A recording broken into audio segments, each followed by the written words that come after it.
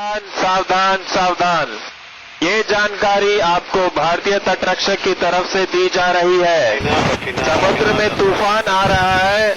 आपसे अनुरोध है कि आप नजदीकी बंदरगाह की तरफ चले जाएं।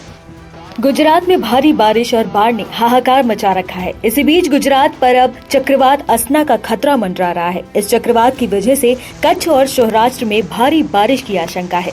आईएमडी ने अपने बयान में कहा कि गुजरात के सौराष्ट्र कच्छ क्षेत्र पर एक चक्रवात बन रहा है, जिसके शुक्रवार को अरब सागर के ऊपर उभरने और ओमान तट की ओर बढ़ने की उम्मीद है। इस दौरान गुजरात और उत्तरी महाराष्ट्र के तटों को समुद्री क्षेत्रों में अलग 2 दिनों तक 60 से 65 किलोमीटर प्रति घंटे की तेज हवाएं चल सकती हैं। मछुआरे को अगले कुछ दिनों तक समुद्र में न जाने की सलाह भी दी गई है। मौसम विभाग के अनुसार अगस्त में 1976 के बाद अरब सागर के ऊपर उठने वाला ये पहला चक्रवाती तूफान होगा। उस समय ये चक्रवात ओडिशा के ऊपर विकसित हुआ था। इसके बाद ये चक्रवात पश्चिम उत्तर पश्चिम की ओर बढ़ा था। हालांकि ये चक्रवात उत्तर पश्चिम अरब सागर पर कमजोर हो गया था।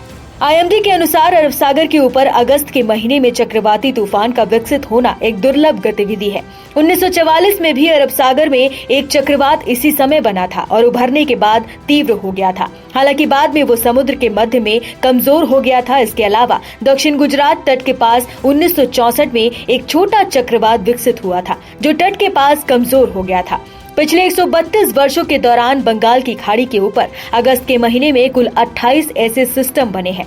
मौसम विज्ञान विभाग ने कहा कि सौराष्ट्र और कच्छ के ऊपर बना रहा गहरा दबाव क्षेत्र पश्चिम दक्षिण पश्चिम की ओर बढ़ने तथा कच्छ और उससे सटे पाकिस्तान के तटों के पास उत्तर पूर्व अरब सागर के ऊपर उभरने और शुक्रवार को चक्रवाती तूफान में तब्दील होने की संभावना है।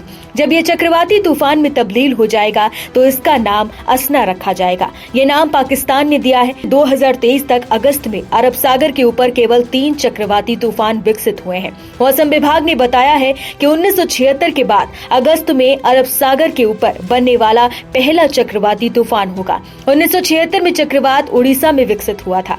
मध्य और उससे सटे उत्तरी बंगाल की खाड़ी के ऊपर एक और कम दबाव का क्षेत्र पश्चिम उत्तर पश्चिम की ओर बढ़ने और शुक्रवार तक पश्चिम मध्य और उससे सटे उत्तर पश्चिमी बंगाल की खाड़ी के ऊपर और अधिक चिन्हित होने की संभावना है। आईएमडी ने कहा कि इसके उत्तरी आंध्र प्रदेश और आसपास के दक्षिण ओडिशा तटों की ओर बढ़ने और रविवार तक पश्चिम मध्य और इससे सटे उत्तर पश्चिमी बंगाल की खाड़ी के ऊपर एक दबाव में तब्दील होने की भी संभावना है।